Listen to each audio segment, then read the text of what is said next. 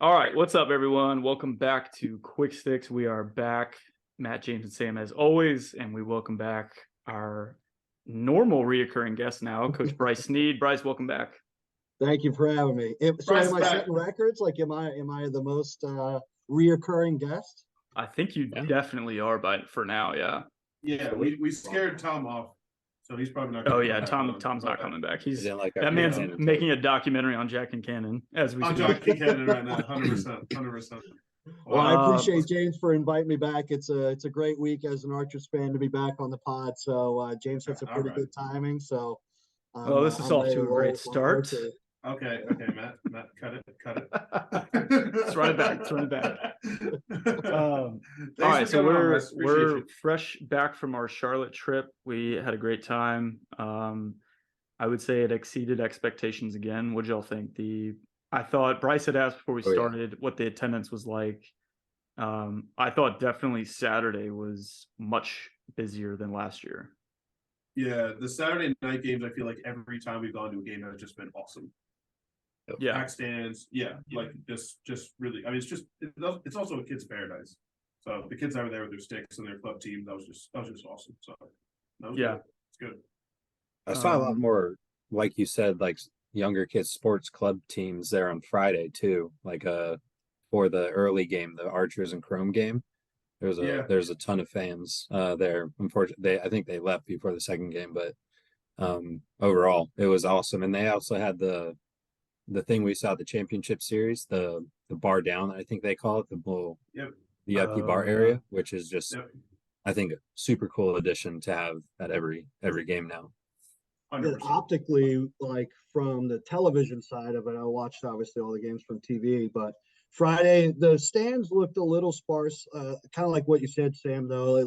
It looked like a bunch of there was a tournament down in Charlotte this past weekend, so I'm sure that's where a lot of the kids were coming from. But that's kind of what it looked like. Like a lot of these younger teams had gone, and I know they sell packages to like full teams for the tournament, stuff like that. But optically, like that's kind of what it looked like on Friday, at least, like very family oriented. But then on Saturday, like I was telling Matt before we recorded, like it looked packed, like it looked busy. And I know we were all there last year, so I was kind of curious to see like where it was on the scale of, was it more or less than last year? But they even put up a stat that over the last 3 years that the PLL has been there, Charlotte has continued to raise and get more and more attendance. So obviously, as far as the state of the league goes, so positive to see. But just like the optics of it, like I mean, you can't beat Legion Memorial Stadium with the views of downtown, like the whole nine. So they really got something going there in Charlotte.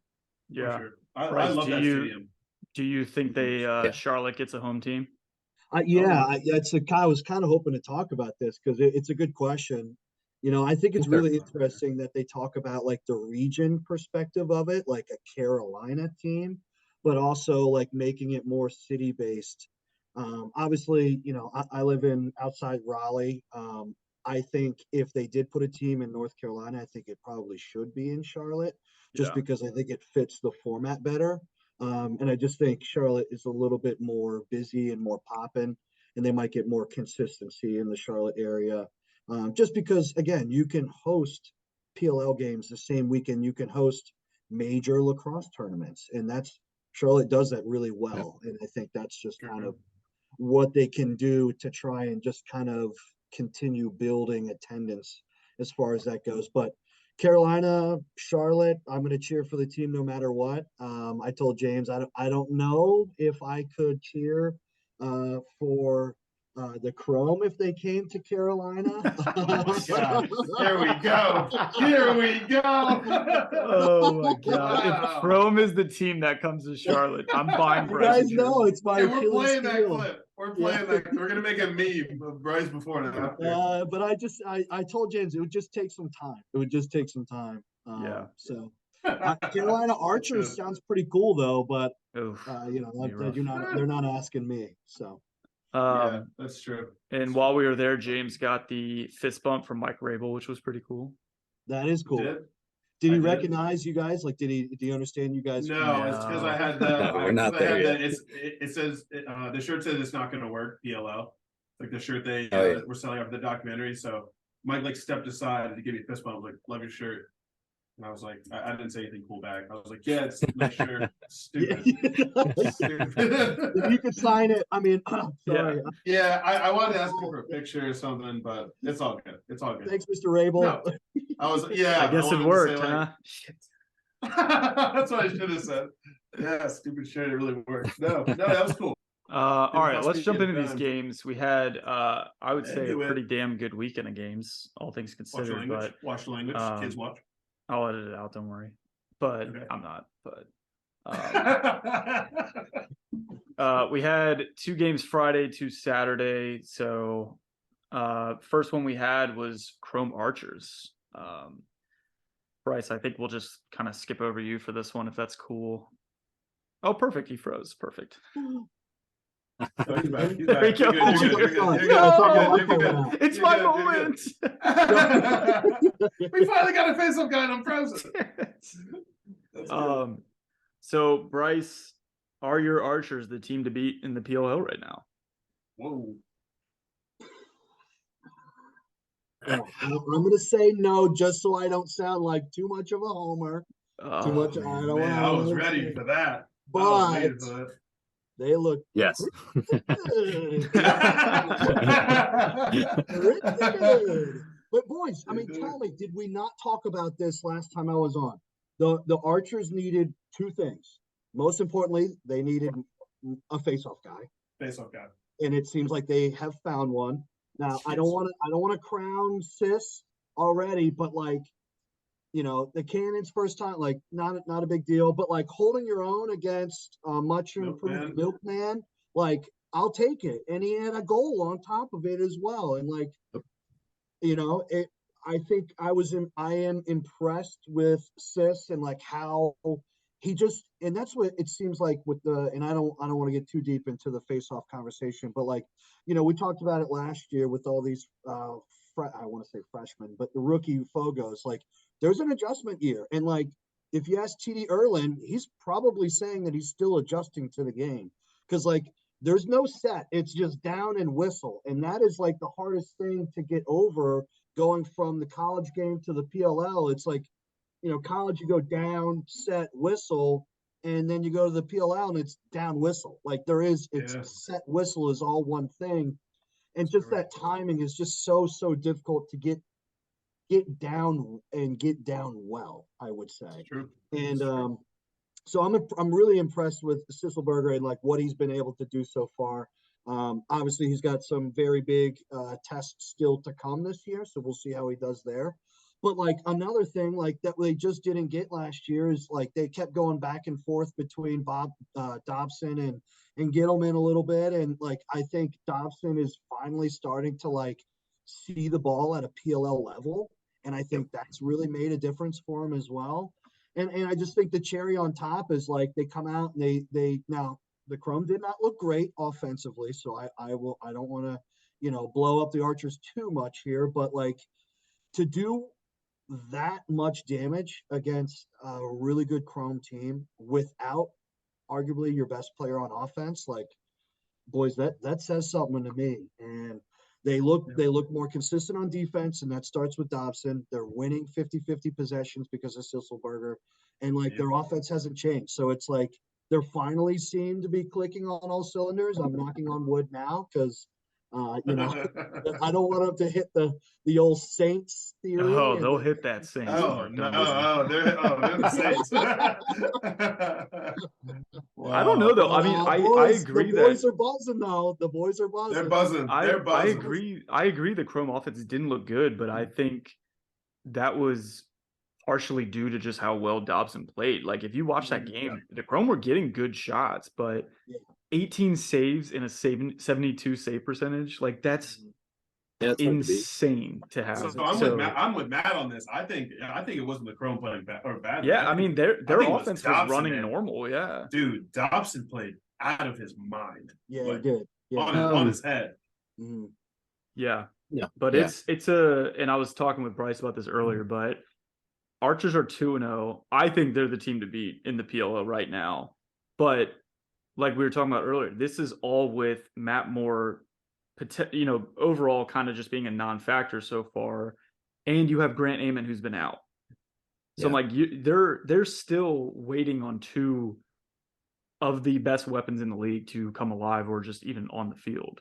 And that's like Schreiber, what Schreiber's been able to do in these guys' absence. And then even Fields had new life last weekend. Like he just it's like it's almost like it's almost too crowded. You know what I mean? It's like the Baltimore Ravens running back room. It's like, how do you go forward? Because there's so many dudes, so many dogs. It's a good problem to have.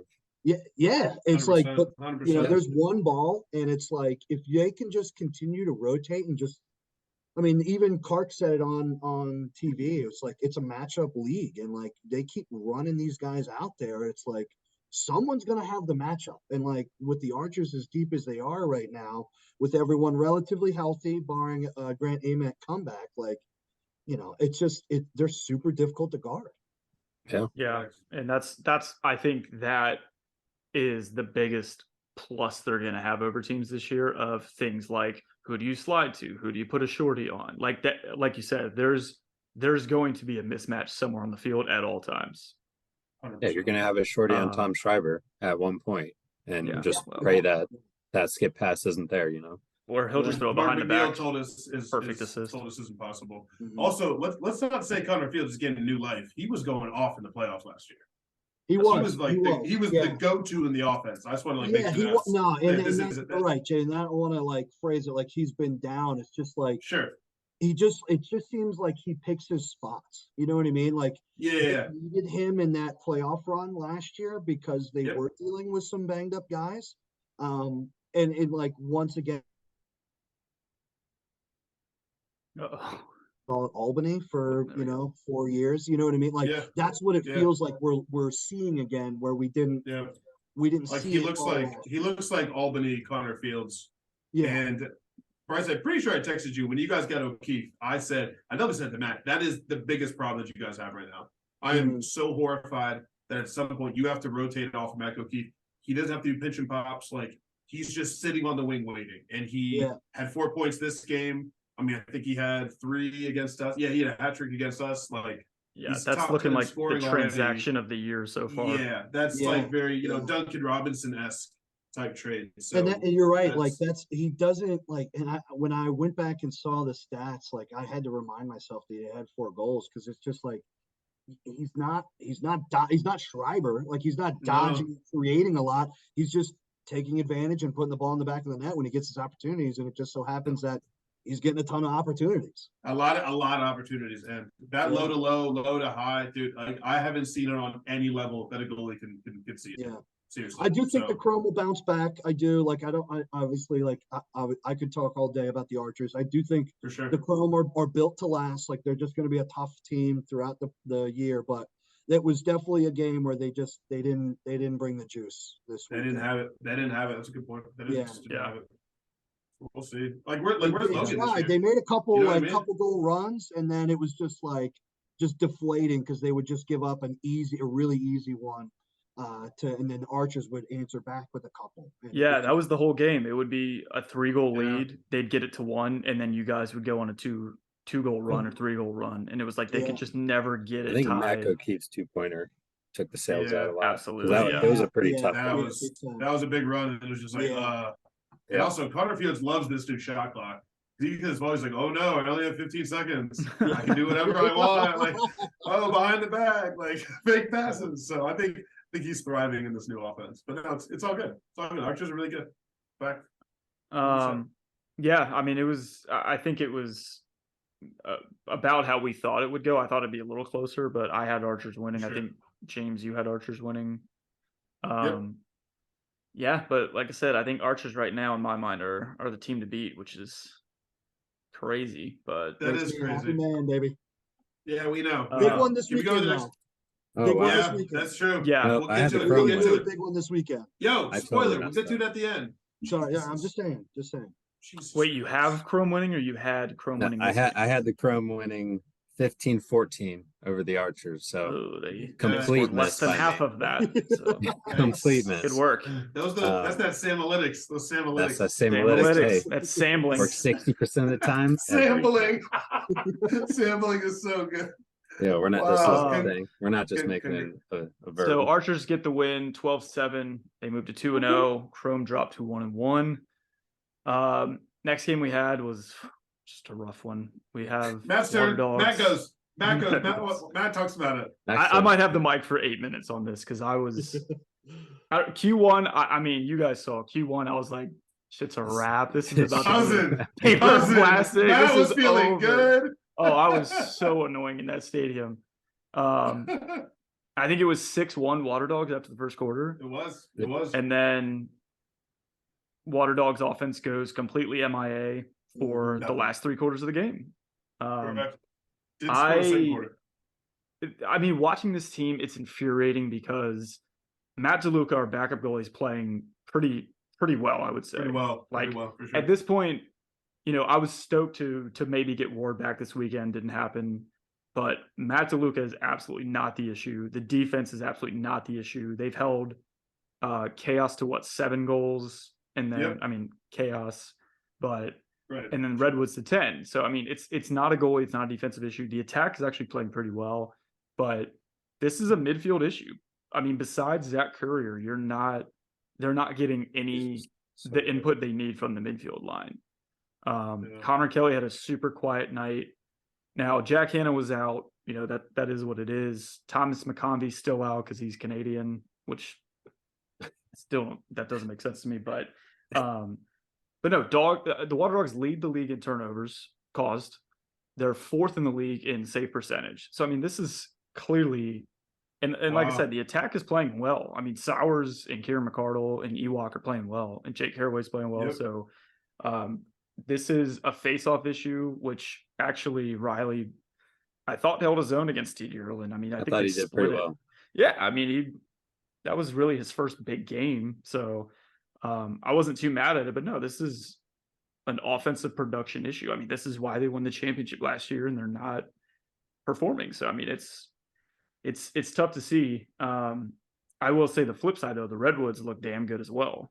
They also 2-0, but their new offense with this new coordinator looks like it's firing on all cylinders. And then Jack Kelly, I think, is right up there with Brett Dobson of just over exceeding expectations. He looks. Jack Kelly made some insane saves this weekend. Yeah. Yes. Yeah. Like, Bryce, there was times we were just standing up saying, "Did he save that?" Yeah. Like it was. He did it in week 1 too. It was just like, what? You see it. You see in everything too. Yeah, you see in everything. It's different. Yeah. I mean, even going pipe to pipe too to make those saves. Just like, how is he doing? That's exactly it. Yeah. Insane. So I don't know. I'm curious what y'all saw in this one. I think the Water Dogs absolutely have some work to do. They got to figure their stuff out, or it's going to be a long year. But I don't want to take anything away from the Redwoods. They look phenomenal. Yeah. Yeah, John Grant Jr. is revamping that offense. Like, everyone was worried about where people would fit in. It looks like it just works. Like, honestly, everything's just working. I do think the TD thing should be a little bit of a worry. I think TD isn't even top 5 right now, top 6. Yeah. No. And kind of going back to what Bryce said, I feel like guys with quick hands are not winning out to stronger guys just in the PLL. I think that the face-off guys who are stronger versus actually getting quicker to the ball, quicker down on the ball. I think TD is struggling a little bit because we all said TD should have dominated the Exodus game. Like it's Jack Riley. No offense, but it's Jack Riley. Like TD should be up at the 50%. But no, I think Pinnell has been my biggest he loves this offense and he looks so comfortable. Soaring in it. Cornell, yeah. Like exactly.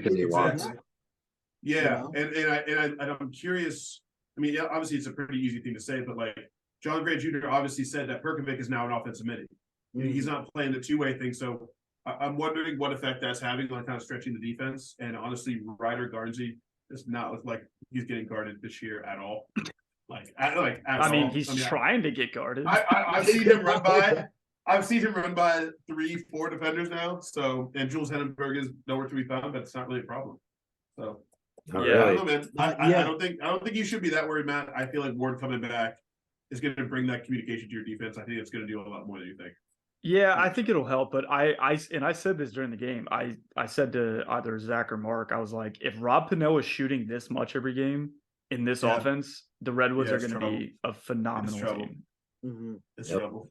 It's trouble because I Pannell's think- going to get the best defender too. I feel like you guys are in the Archer spot last year, where like you guys have all the kind of the pieces. You just need the Fogo, and so Yeah. you know, hindsight's 2020. Maybe you should have gone for one in the draft, but I think that's number one priority next year's draft, or maybe trade for someone if a team is willing to give up one of their trades. Who knows? Maybe we can see some crazy like that before.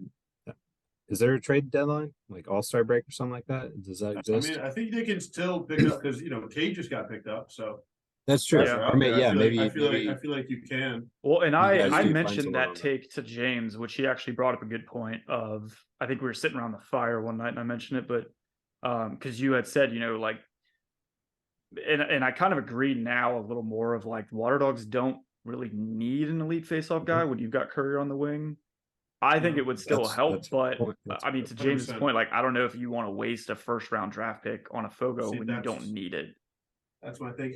And Bryce, I gotta say, watching Curry in person is insane. Dude, It's so He is- unfair. He is behind two guys on the ground ball. Me and him just went, Curry's gonna get it. One, two, his ball. It's like every he time we knows just where say, the ball is going. "Meow." See, Like he I can think he has a predict. sixth He can sense, predict man. like the bounces and stuff. His like, IQ yes. is off the it's charts. insane. It's crazy. Yeah, It's just his it's- ability it's to. very impressive. But it was weird because towards the end of the game, Courier started like not picking up those ground balls. I think he's just and- gassed, man. Like yeah, I it's a think lot he of just, running. I mean, compared he's, to- he's on the that's field a true. lot. he goes 100% he's- every play. Yeah, that's So, true. like, He does Because something- there's no, something else. because they have no midfield depth. And that's what I'm saying. Like I think if you Yeah. could get a Fogo that could maybe tie it up a little bit and maybe win a few, right? Maybe win a Yeah. few clear out, doesn't give Courier a reason to go chasing a GB every time. Sure. You It would might help. get that. That's yeah, true. it might That's help a true little for bit. his endurance. That's a good point. And that Um, like what would it take to pry Stephen Kelly out of the cannons? Like, I don't want to jump the gun too early here, but like, I don't know. The I cannons. mean, are I in was for thinking a Adler. year. See, the thing is, why get Stephen Kelly? Like, I don't feel like. No, that even I much feel like better than Stephen what Kelly like, would you have know- the same issue. Yeah.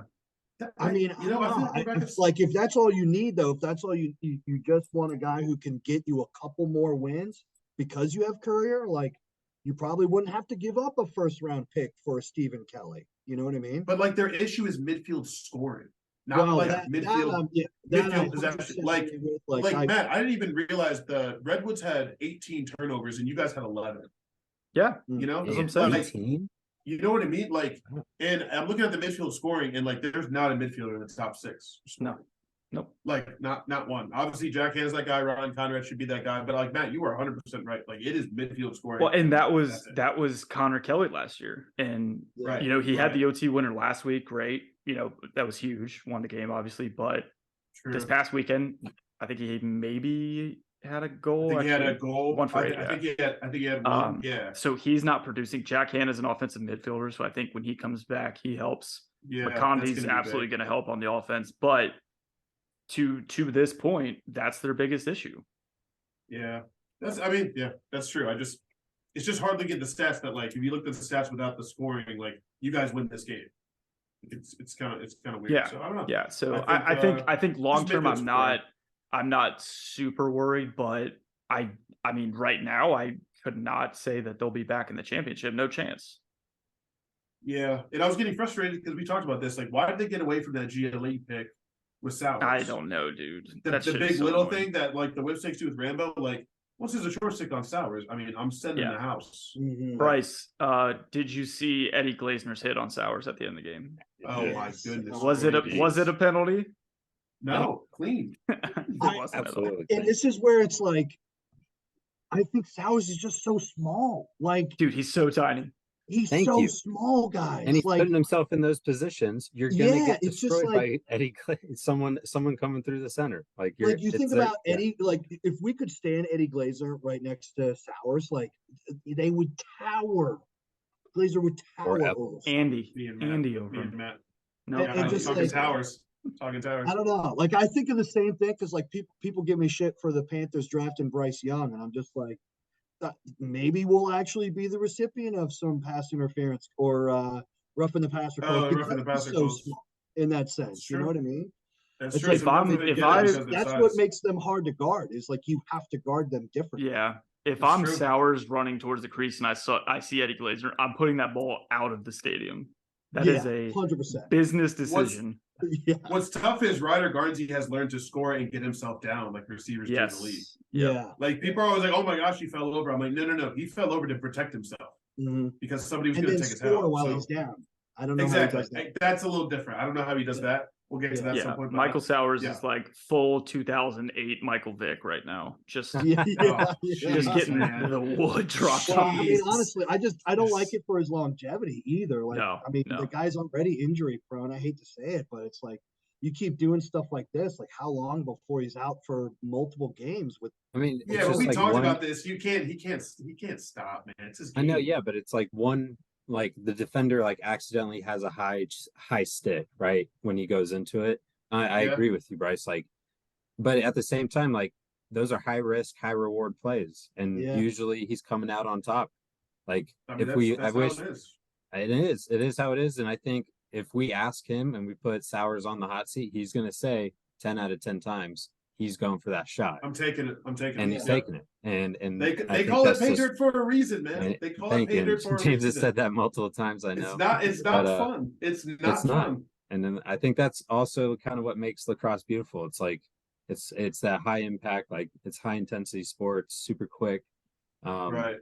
But yeah, Do we? Yeah, think, I mean, I hopefully he love doesn't it. I get know hurt. this will be a controversial take here, but I want to get you guys' opinion and kind of bring up the Memorial game, Memorial Oh, Day boy. games. Should the Oh, PLL have a goal mouth? No, absolutely not. That's one of the worst things that have happened to lacrosse. No, what's up? What's that? What's a goal man? no, it's the semicircle inside of the crease. Oh, That you step in no, no that's matter stupid. what. It's no like a goal. goalie safe zone, so the players don't land in it and hurt No, the that's goalie. just- Terrible. That's Terrible. just yeah, that's just Even safety. even goalies will tell you they don't want it. It's not it. It's not it. Remember that Maryland goal where he scored, slid all the way forward in his toe, touched the goal mouth, but didn't touch the goalie, no goal? No. We're Yeah. not doing that in PLL. No Well, chance. you know, to kind of touch back on those games, how do we not have instant replay already on a crease Oh my God. violation? Yeah, that's Boys, it's 2023. it's a bad look. Like It's a our bad look phones for the can league. do a lot more. Like, what are we talking 100%. about? Hey, 100%. to their credit, it's a thing now. So They like it's fixed not it. like True. yeah, Yeah. it's They not like fixed it it. took all year. Like they Right. recognized the mistake and they're They like, weren't the "All right, NFL. yeah, They didn't think they Exactly. didn't think about it. we for didn't a want while. Duke to go either." Yeah. So Right, and all we can do is just fix it for next year. And I'm not even a Duke fan, but if you're Penn State and you feel that way, everyone knows if you're going to beat a good team, you can't put it in the hands of the referee. That's all I gotta say about that. Yeah. Going to be a good Fair team. point. Do not Well put said. it in the Fair point. hands in the ref. You want to beat Duke? Beat them by 2. Don't go to OT. So It's a fair It is. take. fair play. Well, anyway, so Redwoods win this 1-1. They are also 2-0. Water Dogs drop to Wow. 1-1. So we moved to Saturday. We had 2 very good games on Saturday. Sam, I'll turn it over to you to talk about your Atlas versus the Whipsnakes. All right. Well, I got to admit, last week I was not confident in their No, ability you to, weren't. to get a dub. I definitely went against my homer pick. That is usually a lock. So last week I chose Whipsnakes to win 14-12. Thankfully, Atlas proved me wrong, winning 12-11 in a pretty close game. You know, I was happy with the way Atlas played, but overall, like I think both teams played pretty well, like in what we expected them and how we expect both teams to play. Atlas offense looked pretty good, in my opinion, way better than it did last week. They were finding weak side shots, finding each other on skip passes, being pretty creative too. That is something that Atlas does need to do to win. And on the flip side, we saw Rambo become Rambo again and just learn that, hey, if Matt Rambo's on the field, he's going to get 5 points. either goals or assists, he's going to get it. Like he will get topside. He will. Yeah, exactly. 100%. Like, there's a reason. Death taxes and Matt Rambo getting topside. I want to call out like the PLL Discord, man. They're doing him dirty on there because they're like making fun of how big he is, but that's like half the point of why he is as big as he is to get not a bad thing. Like they're calling. I saw something that was like fat Rambo and Zed Filliams because like apparently they're bigger than they were last year. Zed Filliams is fun. That's actually kind of funny. But Armchair Warriors can't guard Matt Rambo, so I'm not worried about it. Thank you. Obviously. But it's like he's that big. He gets topside every time. He's drawing a slide from somewhere every time, and it opens up their offense almost every time. And with the addition to Dordovic, who again shot a dirty James, I think James had a take on this last week. Yeah, I actually have a take on this. One second. What was your prediction? Yeah, I'm sure you I said Tucker Dordovic is gonna put a 2-bomb on Konkannen's head top. Underlined it. It's right here. Did he have a 2-bomb? Yes. He had a 2-bomb. And it was a bouncer. Yes. And it was over his head. Over his head. I had that in my notebook right here. Told you. Yeah. Great call. Great call. We knew the bouncers, the 2-point bouncers were coming. Bouncers that's will one go. That's one of Konkannen's weakness. I will say in Jack's defense, he played much better. I would agree. Towards the second half of the game. He made a lot of those, kind of Jack saves that we expect. And kept him in there because our defense was kind of a little slow. Like it was a lot of I think it's a high powered offense to guard, especially you have to always worry about Zed, you always have to worry about Rambo, and then you have Dordovic and Shannon Chunk, all those guys ready to go. So it's a hard offense to guard. Kudos for Atlas to pulling it out at the end. But overall, awesome game. Burnlor's back, huh? I think Burnlor is back. Burnlor's back. Yeah, 60% on the day. Come on. I think like you said, Sam, I think the game blueprint was exactly what we thought it would be, high scoring game, tight game, probably decided by a goal. I had Whipsnakes winning. I just could not fathom Whipsnakes being 0-2, but here we are. But right. We're just saying they're the best 0-2 team there is. So I mean, on paper, absolutely, they're still one of the strongest rosters. But they've lost by what, one? I'm curious to know. So they lost by. What's up, Bryce? Go ahead. I would say at the very end, I was curious to find out, like when Chris Gray came up top side, and then obviously hit his classic question mark move there.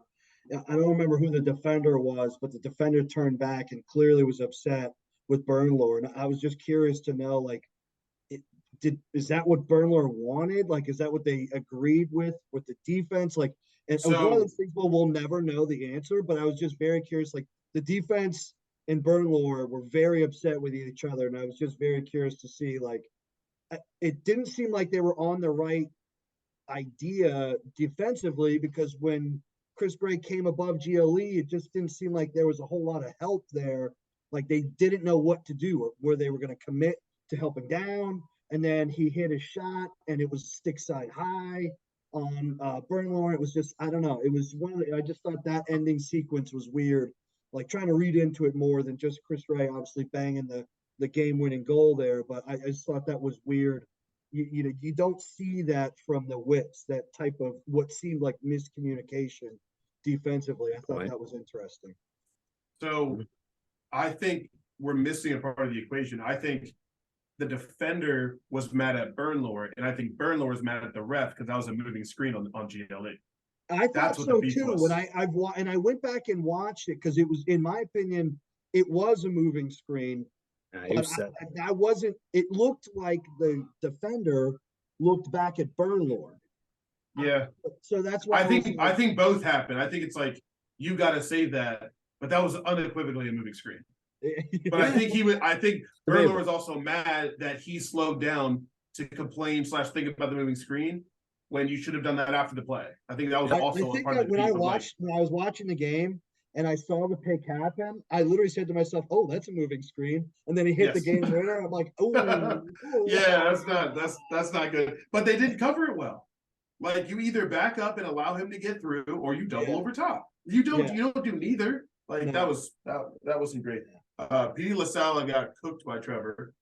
Absolutely. Yeah, we saw Trevor continue to dominate rookie Fogos. Yeah, that was bad. Yeah, I think LaSalle got hit pretty bad in the game, late in the game too. Like he was out in the. That was like second quarter. He got like helped off the field, and apparently he came back like tough it out. But from what I read, like he's not 100%. I forget what the play was that got him out, but I think it was like a ground ball situation that he like kind of stood got up out near of hand. Yeah, he got cracked. I forget who hit him. Someone got. I know it was a penalty that got him out. It was Romar. They called it on Romar. That's what it was. Yeah, Romar. Romar like kind of blindsided him. Dude, I think Curry has been an absolute like force for you guys. I think he has found like that quickness and those wing dodges, and I feel like he is he's quick for his size, man. He will run by a lot of people from that. Like he also has range. He also has range, man. Yeah. So he looks really good. He looks really good. And that's kind of what we needed. We need that midfield to come in and play that role and kind of, fill that offensive gap, or not gap, but just like play that role that we need them. Yeah. I'm with you. How sick was that video of Coach Brooks and the timeout drawing up the last play? Amazing. Oh, that was awesome. That was a great clip. Why was there that right there is why the PLL puts a camera in the huddle. Exactly. 100%. Like that is 100% like chef's kiss content for the league. And there was so much banter on Twitter of people being like, why the hell would they post this? Like someone's gonna steal it. And I was just like, do you think Stephen Brooks is worried about that? Like what? You know what? No. Next time the Nuggets should have posted, we're gonna run a pick and roll with Jamal and Jokic. Oh no! They know what we're running. Fucking stop it.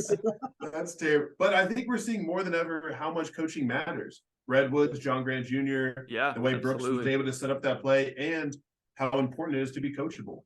Like if you don't run that play correctly, you don't score. Like we can find somebody that will. So that was good. Pressler on the sideline though, like it just like.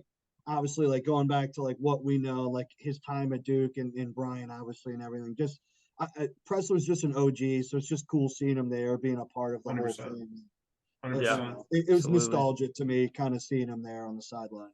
Yeah. He just loves wax too. He's just a cool dude. Just cool. He's a wax guy. So I don't know. Atlas got the dub, but we'll see, man. They still got some things they got to figure out. I think this was the Atlas reminding the league, like, hey, just a reminder, we have all these weapons. Like you didn't really see him in week one, but it's hard, especially after a game like this. It's going to be hard to pick against Atlas moving forward, just because you're like, when you look at the roster, you're like, damn. Since the PLL started, so really, wow, broke the curse. In 4 years, this is the first time they beat the Whip Snake. So I want the stats on you guys winning and Romar scoring. I would love to see the stats on that. Dude, there is a correlation. There is huge correlation. The second he hit that 2-pointer, the warning bells go off, and those defenders are like, something changes. I'm telling you, you have to change your entire defense up, right? He also was going away from the goal from 2 left-handed. It was such a quick shot, but somehow it didn't move. It was just on a line. He's so good. But yeah, so Atlas get the win. They move to 1-1. The Whip Snakes drop to 0-2, which is crazy. So let's move to our last game. Mr. Wells, we'll flip it over to you. Your Chaos faced off against the Cannons. What'd you see in this one? I mean, we look like the Chaos of old, Josh Byrne having 4 points, looks unguardable at times. Blaze is really good. If anybody wants to question that, I'd love to start arguments. I know I'm going to win. And I think the biggest highlight for me is like Nick Rowlett's really good. He's really good. He's exactly what we need. He's going to give us the possessions that we need. And on the flip side, I will have to say that Asher is absolutely coming into his Lyle Thompson replacement. Can we talk about that play for a second? Yeah, did you see Dick Stave's tweet? I did. Of course I did. Yeah, I know. So if anybody didn't see it, he literally talks about how Asher got the ball and basically backed up at 5 seconds.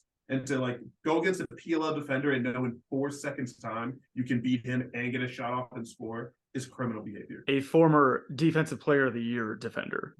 Like 4 seconds time, he was like, "I'm gonna split, I'm gonna roll, and I'm gonna throw it off Blaze's hip." Like that's like to crazy even do to that even get that shot off in with how Correct. much separation there was is impressive in itself. But to hit that shot, that roll was crazy, dude.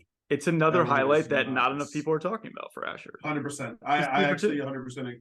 And remember when he talked about when he was on about how he changes his like preseason dodging based upon what like role he's going to have that season. He was doing like up top dodges last year.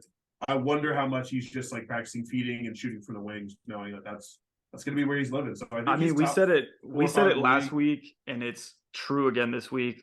The person benefiting most from Lyle Thompson being out is Asher Knowlton. 100%. Is Asher. Yeah. And Marcus. And Marcus looks looks good on the Cannons.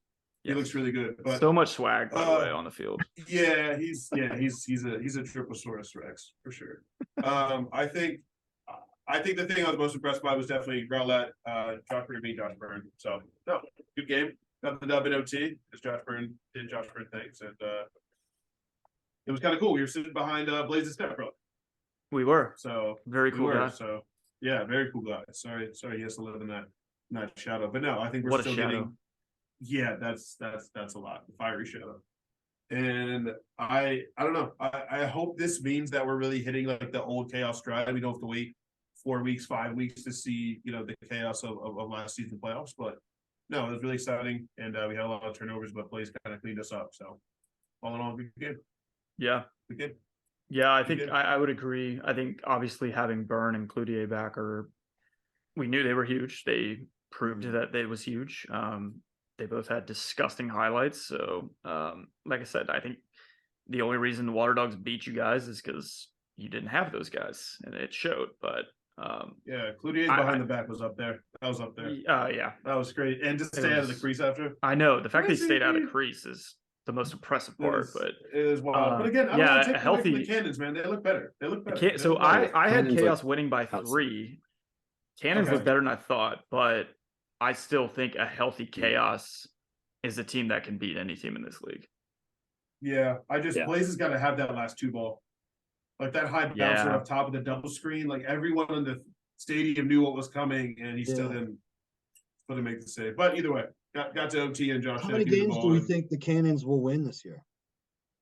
I mean, 4. Because in my opinion, they are very clearly the worst team in the league. I was gonna say 3 or 4. Yeah, 4. I'd say 4. They are in. It's hard. Like maybe in terms of like chemistry, but they've improved so much from last year in terms of. I'm talking about chemistry. Don't.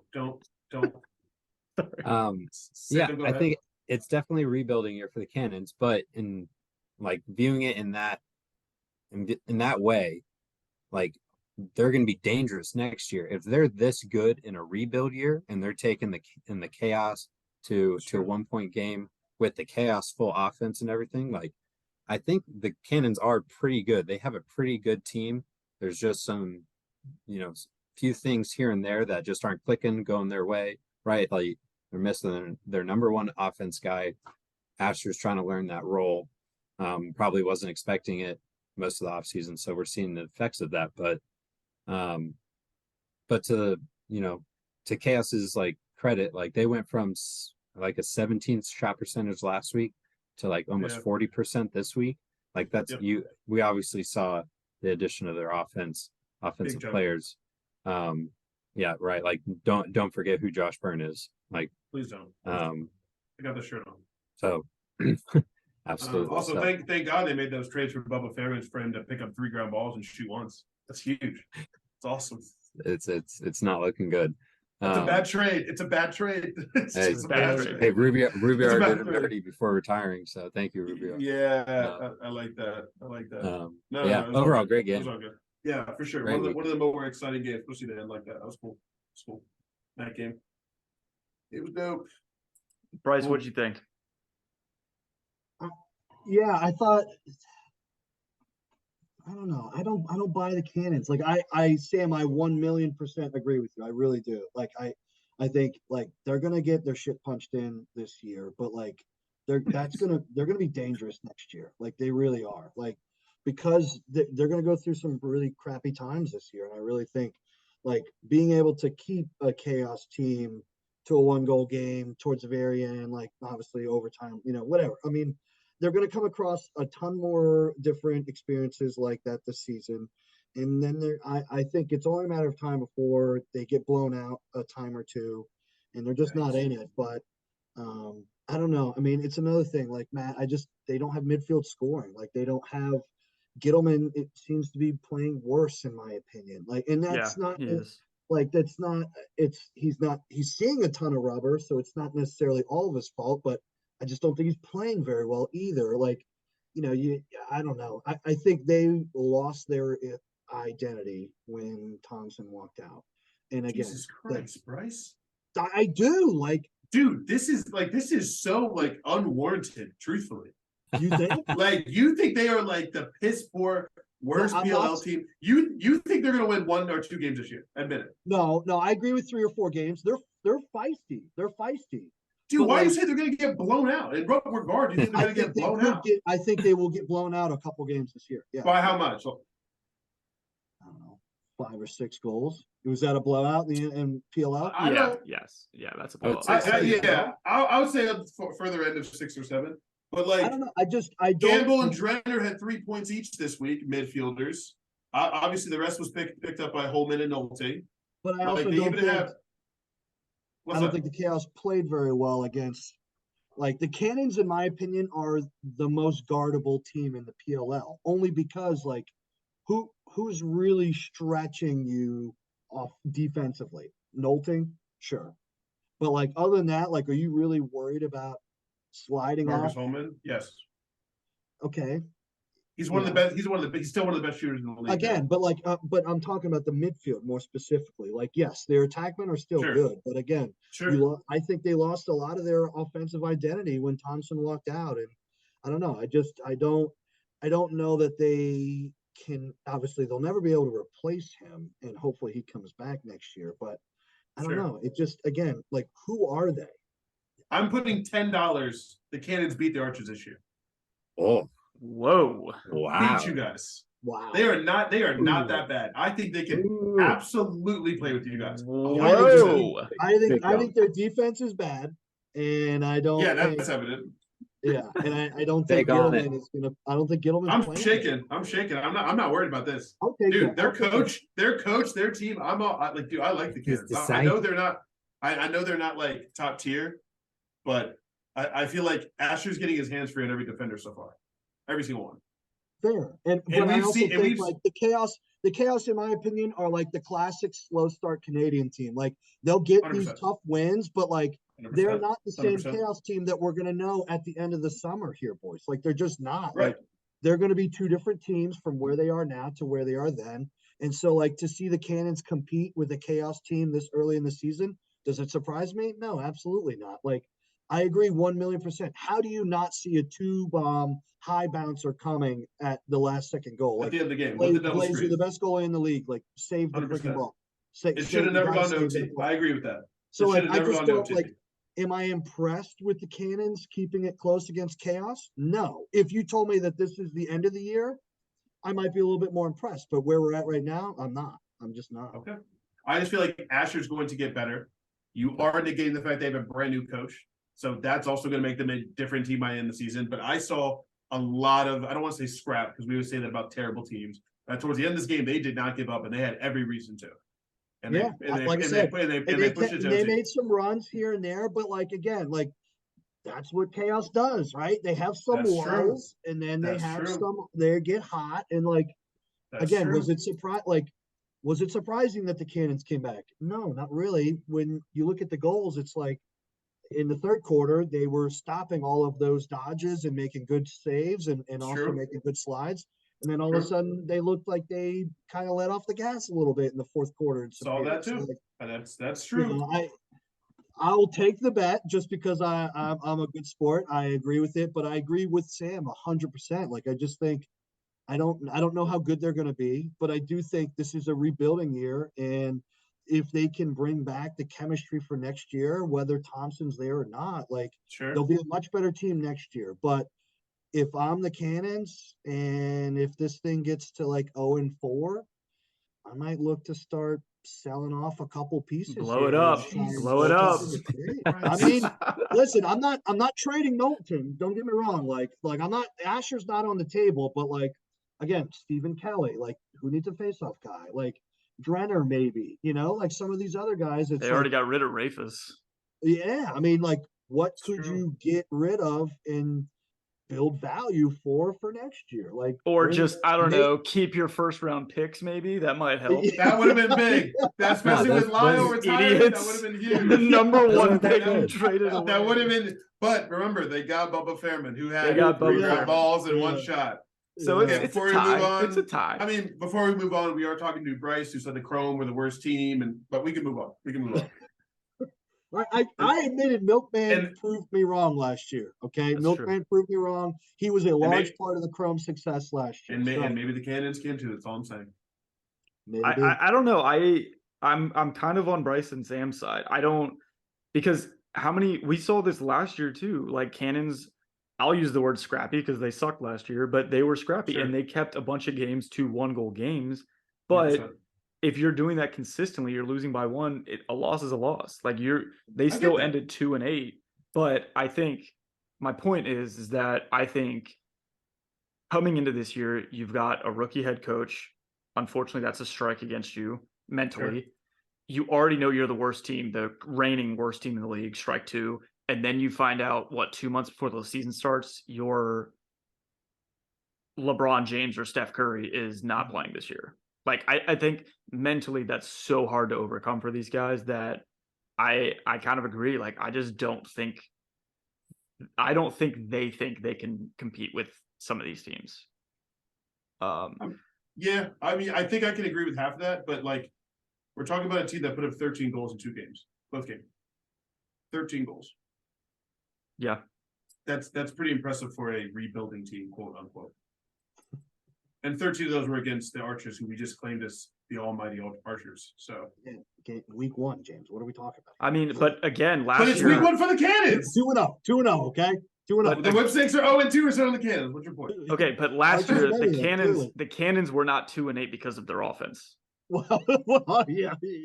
Okay. Not they the number one last reason. Year, and then I'm just saying in general, the PLL, scoring 13 goals in 2 games is a good thing, objectively. Yes. Like as far as a rebuilding team, we're talking usually under 10 goals. But they've also given up 16 and 14. They've given up 30 goals in 2 weeks. And again, I understand that. But like a lot of teams who we are deeming as good have given up a lot of goals as well, correct? Like not a that lot many. Of goals. I mean, 12, 10, 13. Like they're on the same range as every other team. Right, but that's what I'm saying is that's obviously the threshold between a win and a loss is giving up 11 or 12 goals versus 15 or 16. But what I don't get is why do we get to knock some teams by saying to be in the season the Cannons get an asterisk for that?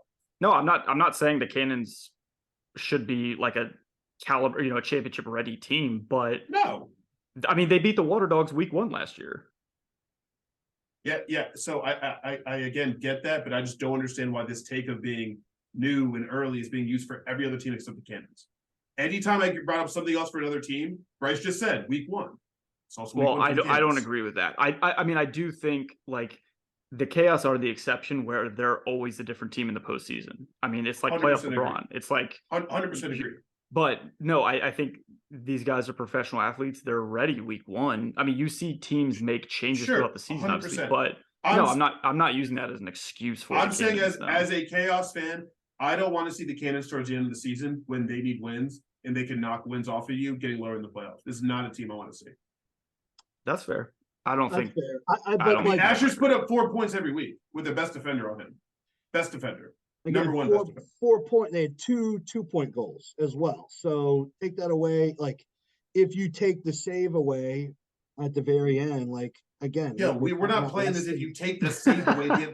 Like what? Let's take a couple field goal kicks away from Tom Brady. Like, come on, man. I mean, Eagles would have 2 rings. I just want to point that out. Okay. Moving on. Winners and losers.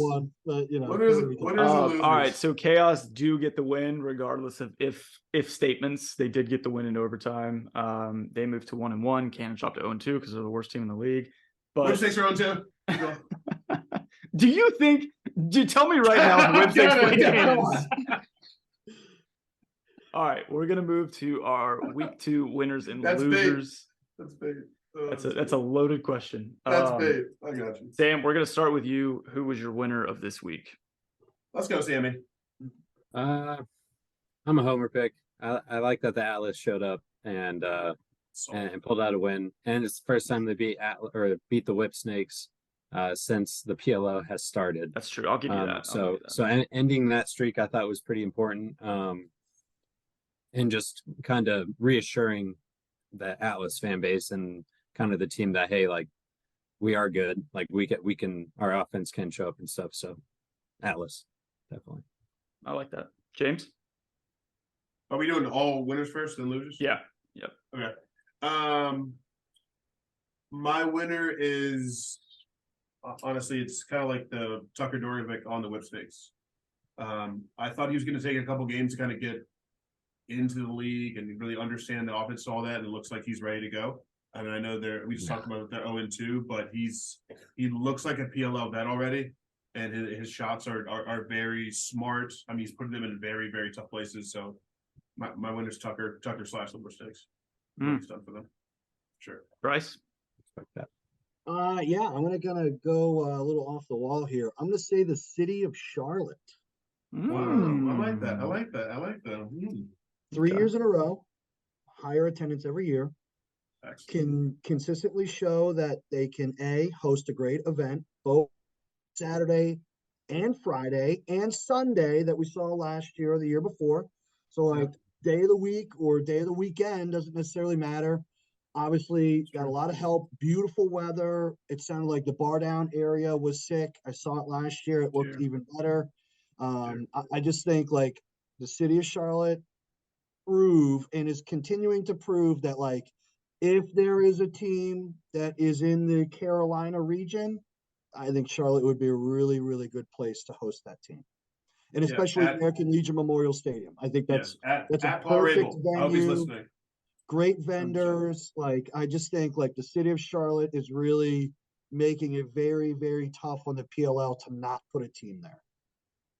Bryce, they also had a little mini stick field. You could like they would no, they did 5 not. minutes. Oh, 2-on-2. I think it was 3-on-3 with a goalie. James, we pretty much had to put James in a bear hug to get him to stop going in there. Yeah, they were like, "Do you want to go back?" I was like, "Back to the mini stick." He's like, "No, to the stadium." Are you kidding me? It was awesome. It was Charlotte really has done a good job. That's sick. I mean, just like everything. I mean, you guys know we talked about it before. Like the skyline and the venue has gotten so much better now. Like, I think the guys enjoy playing there. I don't know what the locker room facility looks like, but like they've done so much work on the entire area. Beers are good. Like the energy is good. Like I just think the city of Charlotte's making a really, really, really good bid to have a PLL team there. 100%. Bryce, we were about a 3-minute Uber away from the stadium. Neighborhood was awesome. We could have walked. It would have been a pretty long walk. We could have walked, but no, Charlotte's showing out. I love it. Yeah. I love that actually. It's a good one. It's a really good take. Matthew? I'm going the pair of young gun goalies. I'm going Brett Dobson and Jack Kelly. I think that's great too. It is still early in the year, but I saw a little bit of hate of Brett Dobson got named player of the week, and I saw a couple comments about I think the PLL used like he's having a great season. Saw a couple comments being like, we have no idea what kind of season he's going to have. It's week 2. So, do your thing. You can kind of tell. I think you cannot deny up to this week 2, these two guys are looking like top 5 goalies, maybe top 3. I think you have to have them in the conversation with Blaze right now. The way they're playing. I mean, they're absolutely changing games for their teams. They're probably the main reason their teams are both 2-0. So my hat's off to them. My honorable mention is actually the Cannons because they did pick up Kate Van Raphorst, and I think people are sleeping on how much that's going to help their team. Oh, yeah. But it's early, so who cares?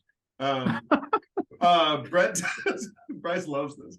Brett Dobson is the only goalie beating Blaze in percentage right now, by the way. He's at 65.4. Blaze is at 64. Good God. Yeah, it's pretty good. Pretty good. Yeah. All right. Well, let's flip to our losers of the week. Bryce, we'll start with you. Cannons. Yeah, I'm going to run it back with another goalie. I'm going to say Gittleman. I just think after taking the L last Do we week have to a new the Chrome team. for Bryce? We absolutely have a new Chrome. No. Dude, But like you guys know, I was not a fan of Gittleman last year and like his play and like That's true. I just think like obviously we knew Gittleman, like Gittleman, he's just been around for so long, and it just feels like, are we starting to see the decline of the player, or are there too many outside factors working against him? And like, it's just hard to see someone who's been at such a great peak in college lacrosse and pro lacrosse, and like now starting to see him like, he's obviously not the same guy, but like, is he even worth starting at this point? Like, I had that question. Now, obviously James will say it's a 1-goal game, like blah blah blah. But like, look at it. He had 9 saves, guys. He was 42% on the day, like, or 40% on the day. Like, I mean, I just hate to see like, it's like basically if LeBron, plays for 3 more years and all he can do is put up less than 10 points on a game-to-game basis. It's like, is it about that how time to hang it how up? how high they are and how hard they fall, kind of thing. You know what I mean? Like that's I do. like I won't chew up the cannons too bad, but like it's more specific to Gittleman, just like seeing obviously where I felt like where he was last year with the Archers, and then seeing this week like starting off 0-2, and like again, I just don't think it's going to be a great year for the Cannons, which means that he's probably going to have some really really tough games to see this year. So again, how high they are and how hard they fall, I think that's really kind of where it goes for me. Yeah, I'm actually with you on that. I didn't see him make any like, oh my God, saves, where I saw basically every other goalie kind of make some saves that he shouldn't, as we say. So no, I actually agree. Like the slash last week, it's just like on Amos. I knew you were gonna bring that up. I knew you were gonna bring that up. But it's so unnecessary. Like I love his fire, but like so unnecessary. No, I'm with you. I mean, it was a horrible slash. It was a really bad slash. It's just like, again, like I just feel bad. It's one of those where I just feel bad for him now. Like I know he's fighting and battling, but I just it's tough to see him like this, knowing where he was, how good he's been, to where he's at. This back-to-back weeks of us just bashing goalies. Yeah, you may see like Gittleman just got back from Nam. Like, who's it going to be next week? Yeah, how's the target that was back? Wow. Let's go to you, James. Who's your loser of the week? Yikes. Speaking of goalies, do you guys want to hear a goalie that's actually below Gittleman in save percentage? Ooh, hold up. Jack Kincannon. Jack Kincannon is my loser of the week. Sam, I don't want to hear anything. Is that 2 weeks in a row? No, he was mine last week. Yeah. Okay. So he is 8 in the league right now. 8. Yeah. He is the worst. What was his 8? What was it last week? I don't even know what it was like. I'm looking at like the year so far. He's 47% overall, where guys like Dobson are at 65. Bernlor's at 59. Jeez. Matt DeLuca at 59. Like, yeah, 50. Like, think about this. Bryce had a good take by saying Gittleman is on his way out, and he has better stats than Kincannon has this year. Think about that. Yeah, and I mean, supports your argument from last week too.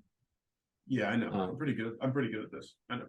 Mm-hmm. So yeah, that's my loser. I do think Kincannon's great in the clearing game, and I still think he's great in tight. But just seeing the ball, making saves like other guys right now, there's a handful of guys above him. So, damn. And I guess by that I mean he's literally the last goalie in the league.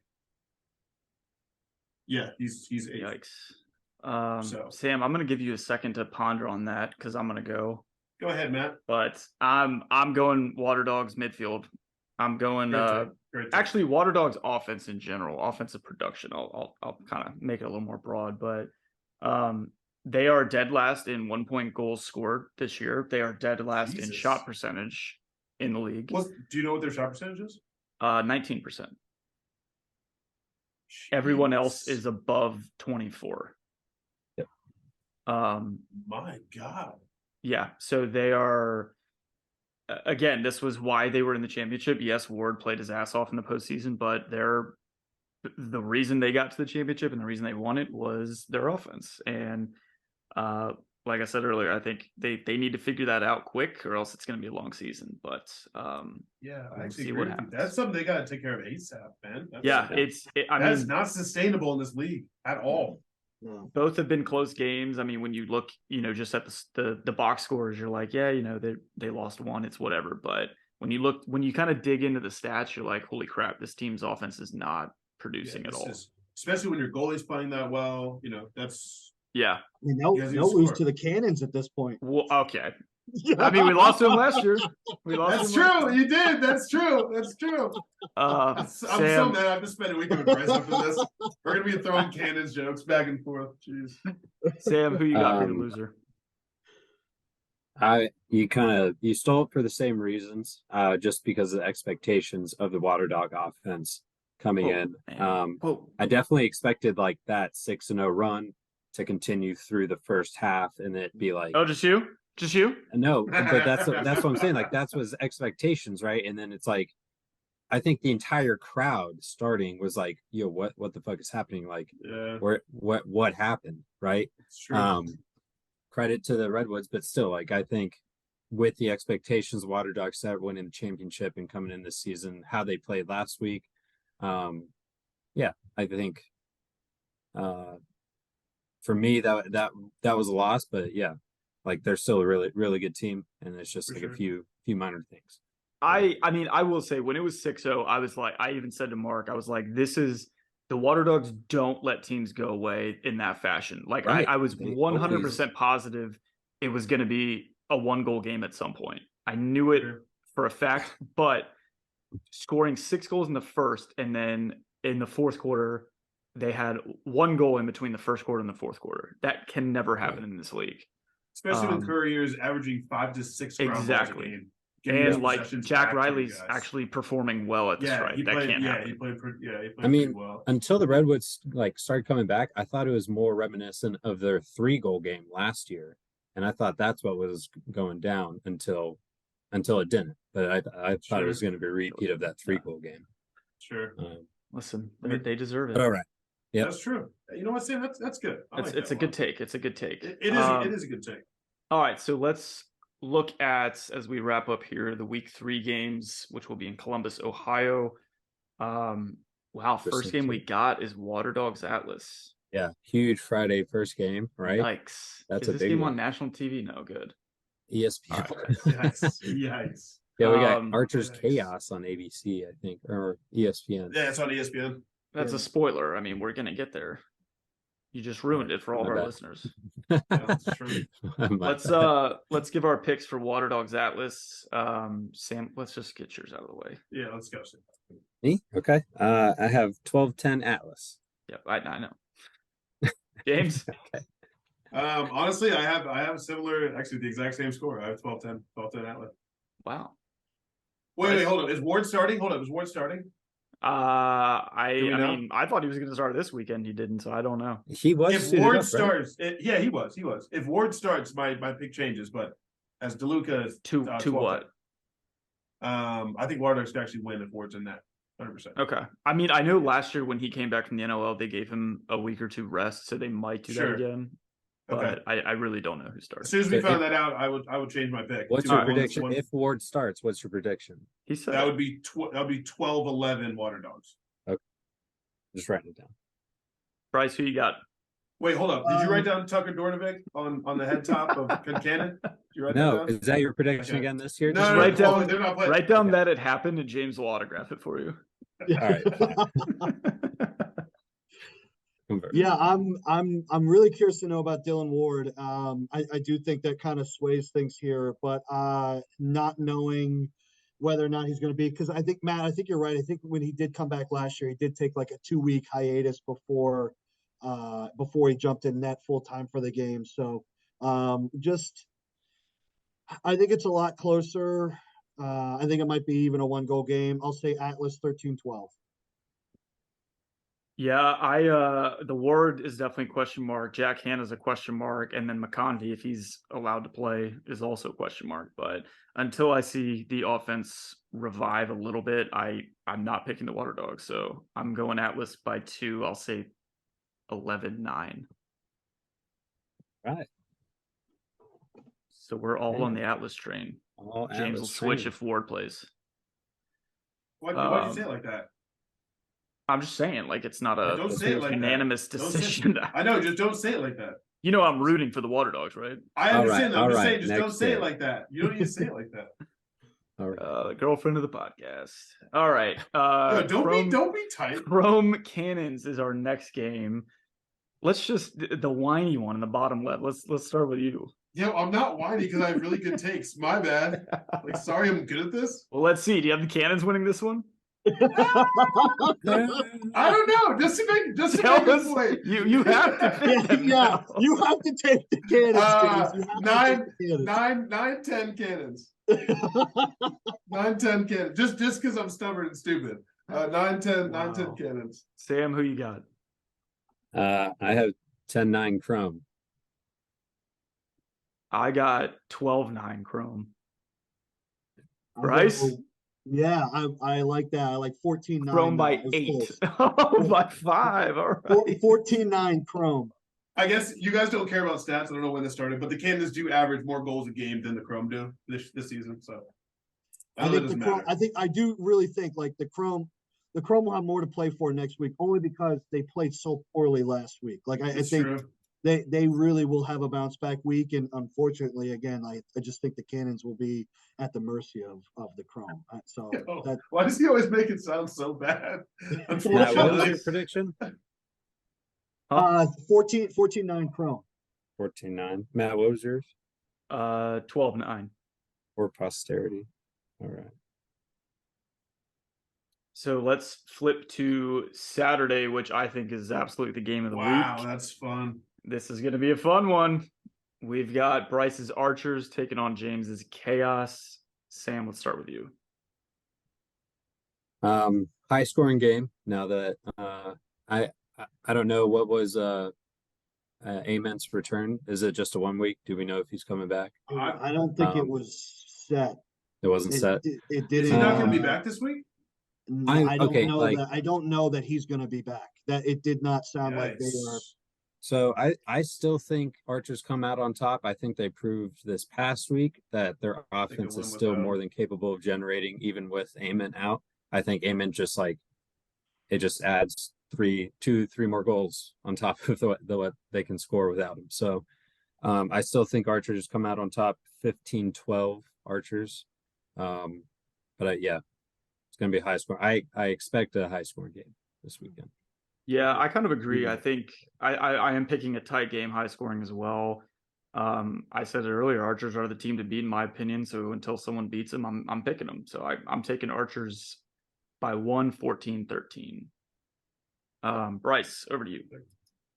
Yeah, I don't know. Like Chaos kind of had our Archers numbers here, but I do think it's going to turn into a bit of an offensive game.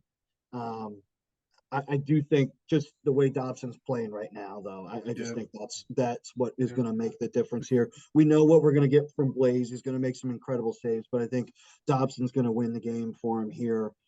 Even though I'm going to say it's going to be an offensive game, high scoring, I have Archers 16-14. High scoring, yeah, the same. Jimmy Wells. I wanted to take the Homer pick, but between Dobson, Fields, Matt O'Keefe, man, the list goes on and on. I have 15-14 Archers. But I think Blaze does have one of his 18, 19 save goal games, but I still think they take it on. They both might. Yeah, seriously, it might be. I think this could be up there for one of the best games of the season. For sure. Yeah, I'm so pumped this game's on ESPN. Yeah, it's gonna draw a lot of people. Yeah, this is the game people need to see. Like between Connor Fields, Cloutier, and Byrne, there's gonna be highlights all over the place. So. Yes, absolutely. For sure.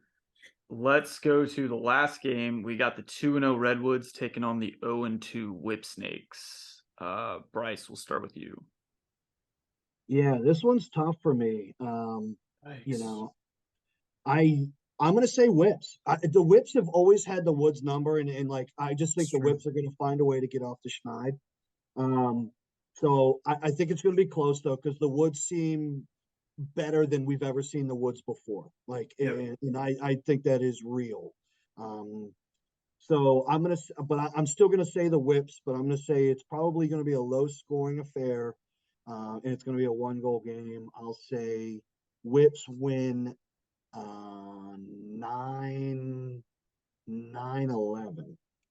No, oh, sorry, 10-9 Whips. I had to get that figured out. 1 goal game, 11-9 Whips. I was going back and forth between 9-8 or 10-9, and I think it'll probably be closer to 10-9. But I do think the Whips just have the Woods number, and I think that continues here. Yeah, I'm agreeing with that. I'm going full upset alert. I think, like you said, Whips have always had the Woods number. I think they match up well with Woods. I think TD versus PD LaSalle is actually going to be a good battle, which is kind of crazy to say, but I think LaSalle can give them enough possessions to where I trust the Whip Snakes offense enough to give them the edge over them. And I think as well as Jack Kelly's playing, Burnlore is also under the radar playing at a very high level. But yeah, I also can't see the Whips going 0-3, but I'm taking Whips 11-10. James.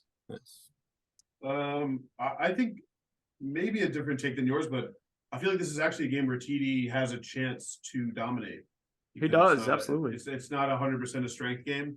So I think Redwoods keep churning. I also think not only John Grant Jr. coaching, but I feel like Redwoods are adjusting better during games than a lot of other teams. So I actually have the Whips going 0-3. I have 12-10 Redwoods. Nice. I think Rob Pennell continues his dominance. I haven't really seen a team contain him very well. I mean, if you want to talk about statements, though, if the Woods pull this off, huge statement to the league. Yeah, that means they're officially a problem and they're here. Yeah, so, huge statement to the league. Because I 1,000,000% agree, James. Like their adjustments in game are far and away beyond anything that we've seen from the Woods before or that we've seen in the league in the league this year. Dude, I'm telling you, they said John Grant just sits and watches like basketball plays and lacrosse plays and just draws up new things. So I feel like that's really been how they've been tough to guard. And Ryder really has been unguardable. Seriously. I mean, I haven't really seen a guy check him all game. Unguardable. Sorry, just keep going. We're gonna cut that. We gotta cut that. We're gonna cut that. We'll cut it out. We'll cut it out. We gotta cut that out. Cut that out. This is one of my favorite matchups every year is when the Redwoods and Whip Snakes play. Like I feel like it's kind of like an unsaid, maybe said rivalry. It's a rivalry. I think that's fair to say. I think so. It's said. Yeah, just ever since the first year, I think they were both in the championship, if I'm not mistaken, right? Whips won. Yeah, Matt Rambo got topside on right topside. So it's like they've always had it out for each other the first year. I love when they play each other. Whips have won the last 3 matchups, but I'm with James. I think the Redwoods, I think they keep it roll Woods. And I think this is the game of the weekend personally. And I think they go into overtime. Last game of the weekend, 12-11. Yeah, why is this game of the week over Archer's Chaos? Can I hear that? Yeah, I don't know if I agree with that one. Because of that historical rival kind of unsaid, like I said, rivalry. Stop saying it's unsaid. It's said. So it's not yeah, then that understood rivalry. That's sneaky. That's a sneaky good take. I really like if you want to talk about put the records aside, like the most entertaining game. I think this might be it. It's Ravens Steelers. It's like a really, really good 0-2 team against. There's no way that game is better than Archer's Chaos. I'm sorry. Maybe we'll see. I'm very excited. I do. That's true. But I have Redwoods winning 12-11 in overtime. Sam loves these OT picks. I kind of respect it. He does. He's kind of with it. Now I guess the question is, wait, you have Redwoods winning? I have Redwoods winning. Can I have a very early? Who do you think on the Woods scores the OT winner? I love this. Yeah, Who's it on? Dude, I'm taking Ryder. Oh, Ryder for the OT winner. Ramsey. Yeah, I like that. I think they close out Rob because they know that question mark is coming. So I think Ryder is going to get it, and he's going to do a Ryder move. That's true. Ride or die. Okay, you got two things. Cut two things. I'm not cutting them out. I get to watch these games with Bryce, so that's going to be very. Wow, you do. Very interesting. Yes, yeah. Friday night Chrome Cannons. You guys might be getting some text. Now, Bryce, are you a game day jersey guy? Normally I would be, but I have not purchased my PLL jersey yet. I've kind of held out a little bit. Well, honestly, the only reason why is because as stupid as it sounds, I can't decide if I want an orange or a blue Archers jersey. That's fair. The orange ones are tough. The orange ones are tough. And like they keep simplifying them a little bit, which like I don't love some of the jerseys this year. I don't know if you guys have talked about that, but I think they still have the old ones up for sale. The Archers look relatively the same, like they look good, but I'm back and forth like on orange or blue, like they both look really good. So I just I haven't picked that out yet, and then who I would get. Or that's hard. That's really tough. I'm kind of leaning towards just a blank one, but like I don't know. Dobson's been playing really well. Don't get a blank one. Don't get a blank one. No, that's the most like you might as well get one that says indecisive on the back.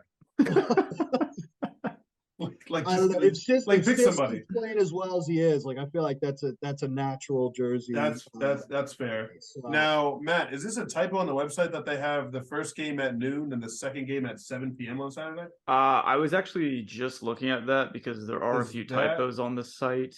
Okay. But I'm saying that's probably not how it's going to go down. I'm seeing 6 p.m. on mine. 6 and 7 or wait, no, not the Friday game, Saturday. Oh, sorry, Saturday. Yeah. Oh, yeah. I do see 12. Okay, my bad. It says 12 and 7.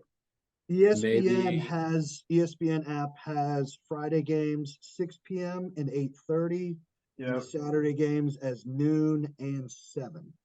Maybe like US Open coverage or something like that. Maybe I don't know. Yeah. Wait, that actually might be true.